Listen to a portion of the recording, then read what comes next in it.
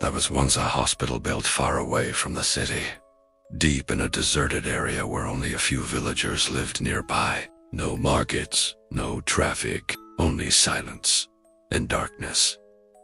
4 years, the hospital remained closed, not because of lack of patients, but because of terrifying stories. People whispered that whenever a dead body was brought into its mortuary, something unnatural entered the corpse. Some said the bodies moved. Others claimed they had seen them walk. Long ago, when the hospital was still active, a tragic incident occurred. A villager suddenly died under mysterious circumstances.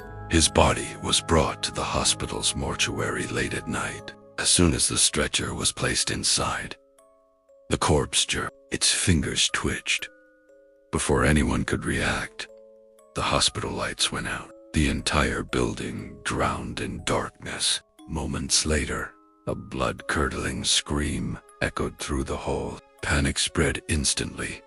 Doctors, nurses, and staff ran outside in terror. When electricity finally returned, one staff member was missing. No one ever found his body.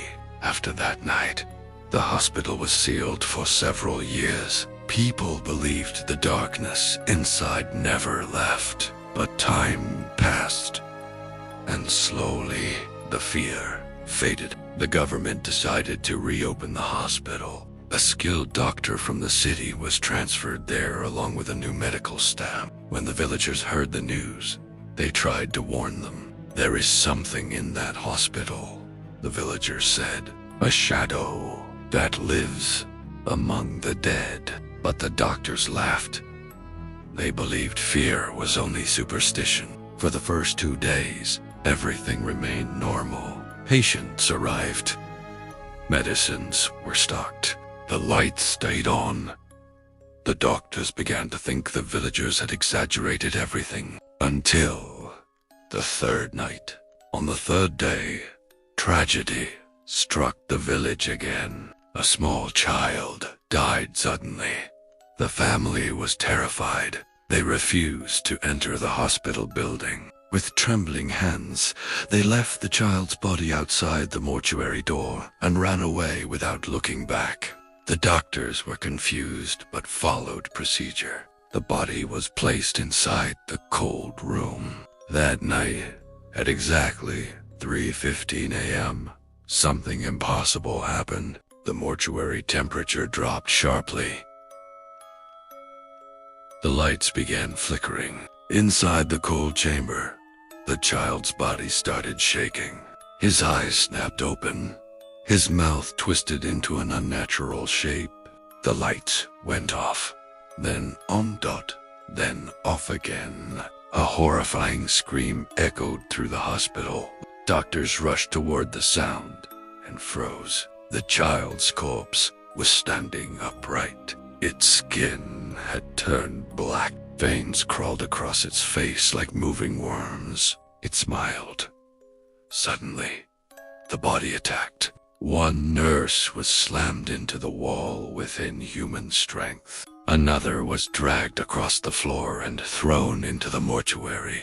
Glass shattered. Doors bunged. The entire hospital turned into chaos. No one understood what they were fighting. The corpse moved faster than any human.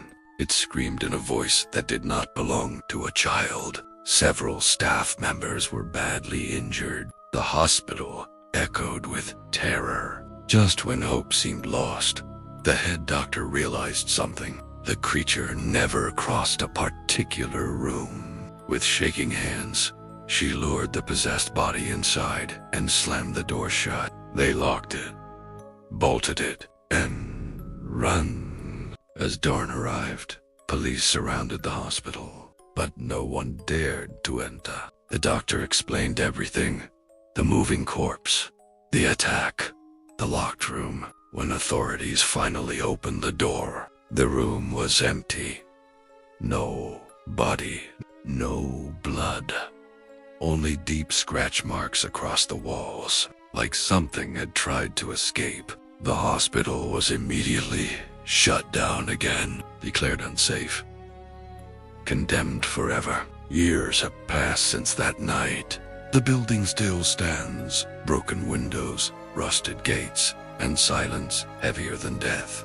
But villagers say that after midnight, lights sometimes turn on inside the hospital. Shadows move behind the glass, and at exactly 3:15 a.m., a child's laughter echoes from the mortuary. They say the hospital is not abandoned, it is alive, waiting. Because once a body enters that building, something else comes out. Some hospitals heal the living, others belong to the dead.